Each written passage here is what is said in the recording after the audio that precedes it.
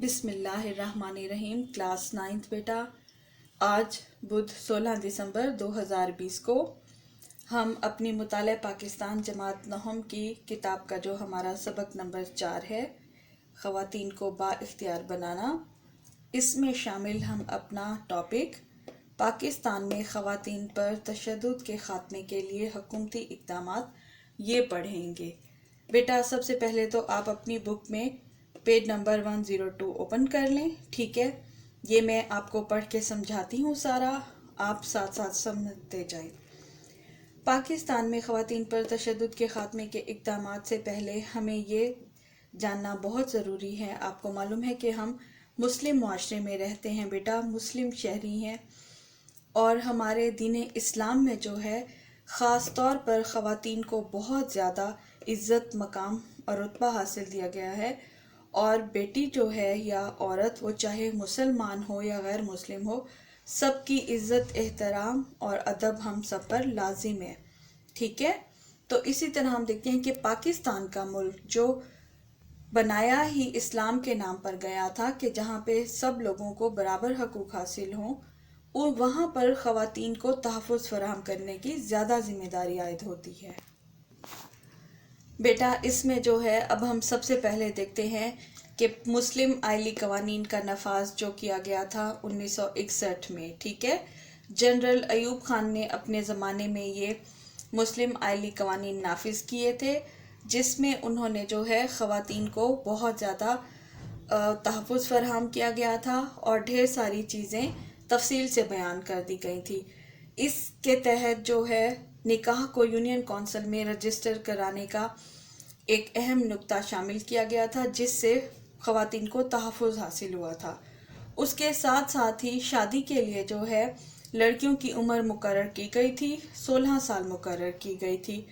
اس کا مقصد یہ تھا کہ کم عمری میں جن بچیوں کی شادی کر دی جاتی ہے اور ان پر جو مسائل اور بوجھ آتے ہیں، ان سے ان کو بچایا جا سکے۔ اس کے علاوہ مسلم آئلی قوانین میں طلاق سے متعلق اور عدت سے متعلق بھی جو دن ہیں وہ بہت تفصیل سے بتا دیے گئے تھے۔ ان قوانین کے نفاذ کے تحت جو کافی عرصے سے پاکستان میں مختلف تنظیموں کی طرف سے خواتین کے تحفظ کی مطالبے کیے جا رہے تھے، وہ ایک عمل پورا مکمل ہو گیا تھا۔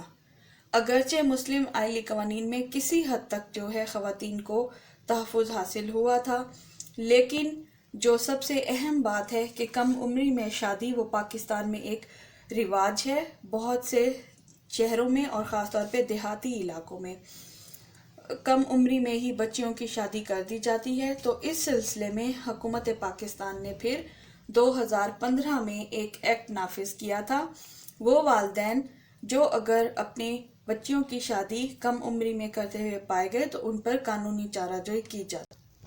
جی بیٹا، مسلم آئلی قوانین کا نفاذ اور کم عمری میں شادی پر پابندی ایکٹ 2015 کے بعد پھر جو سب سے اہم جو ہے تحفظ نسواں کے سلسلے میں حکومت نے ایکٹ متعارف کرایا، وہ 24 فروری 2016 میں نافذ العمل میں لایا گیا تھا۔ اس کا سب سے اہم مقصد یہ تھا، اور اس کے تحت جو ہے پارلیمنٹ میں ایک بل بھی پاس کیا گیا ہے کہ اگر خواتین کو ہراساں کیا جاتا ہے، پریشان کیا جاتا ہے ان کی کام والی جگہ پہ، کام کرنے والی جگہ پہ، یا گھریلو پیمانے پہ تشدد کا نشانہ بنایا جاتا ہے، معاشرے میں انہیں تنگ کیا جاتا ہے، پیچھا کیا جاتا ہے، یا اغوا اور زیادتی کا نشانہ بنایا جاتا ہے، تو اس ایکٹ کے تحت ان کو حکومت تحفظ فراہم کرتی ہے، اور جو مجرم ہوتے ہیں ان کو قابل عمل سزا دی جاتی ہے۔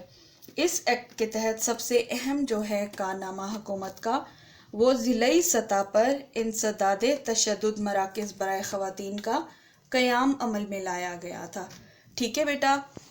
اس کے تحت جو ہے ہر ضلع میں یہ مراکز قائم کیے گئے ہیں، جہاں پر تشدد کا نشانہ بننے والی، ظلم اور زیادتی کا شکار ہونے والی جو متاثرہ خاتون ہے، بچی ہے، وہ اور اس کے گھر والے رابطہ کر سکتے ہیں۔ نہ صرف بلکہ یہاں پر جو ہے آفیسر وہ خواتین ہی مقرر کی گئی ہیں، عملہ جو ہے خواتین کا ہے، جو ان کا کیس بھی رجسٹرڈ کرتے ہیں اور ان کو قانونی جو ہے امداد مہیا کرنے کے ساتھ ساتھ ان کے ڈاکٹری علاج بھی کیے جاتے ہیں اور ان کے نفسیاتی مسائل کا بھی آگے مزید علاج کیا جاتا ہے۔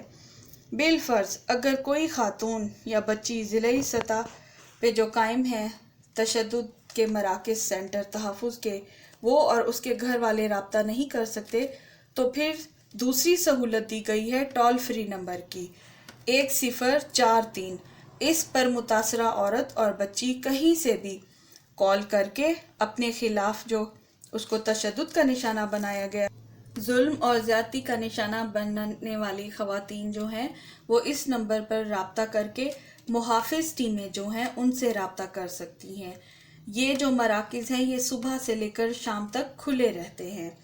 اگر کوئی خاتون اس ٹول فری نمبر پر بھی رابطہ نہیں کر سکتی تو بچوں وہ یہ دیے گئے جو ہے SMS نمبر 8787 پر رابطہ کر کے اپنی شکایت کا اندراج کر سکتی ہے، اور اس کو حکومت کی طرف سے جو آفیسرز مقرر کیے گئے ہیں، جو خواتین کا عملہ تعینات کیا گیا ہے، وہ مکمل تحفظ فراہم کرتے ہیں اور پولیس اسٹیشن میں مقدمہ قائم کرنے میں اور عدالت تک، کورٹ کچہری تک اس کو تمام تحفظ مہیا کیا جاتا ہے۔ تو یہ تھے سارے اقدامات جو پاکستان میں حکومت کی جانب سے خواتین پر تشدد کے خاتمے کے لیے اٹھائے گئے ہیں۔ 9th کلاس بیٹا، یہ سمجھنے میں اگر آپ کو کسی بھی قسم کی دشواری کا سامنا ہوا ہے تو آپ مجھ سے پوچھیں، میں آپ کو دوبارہ سے سمجھا دوں گی، ٹھیک ہے؟ اللہ حافظ۔ کلاس 9th بیٹا، ابھی جو ہے میں نے آپ کو لیکچر میں تفصیل سے سمجھایا ہے آج کا ٹاپک۔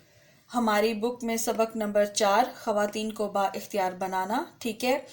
یہ اس کا تفصیلی سوال نمبر 4 کا جواب ہے کہ پاکستان میں خواتین پر تشدد کے خاتمے کے لیے حکومتی اقدامات یا حکومتی کردار بیان کریں۔ تو کلاس 9th بیٹا یہ ساری ہیڈنگز ہیں۔ آنسرز کی ڈیٹیل میں نے آپ کو ابھی دوسرے لیکچر میں سمجھا دی ہے۔ آپ نے نوٹ بک پر سوال لکھنا ہے، تفصیلی سوال نمبر 4 لکھنا ہے بچوں۔ پھر آپ نے جو ہے جواب میں ہر پیراگراف کی پہلے ہیڈنگ دینی ہے اور پھر اس کے بعد ڈیٹیل لکھنی ہے آپ نے۔ مزید کچھ بھی سمجھنا ہو آپ نے، آپ مجھ سے سمجھ لیجئے گا۔ اللہ حافظ بیٹا۔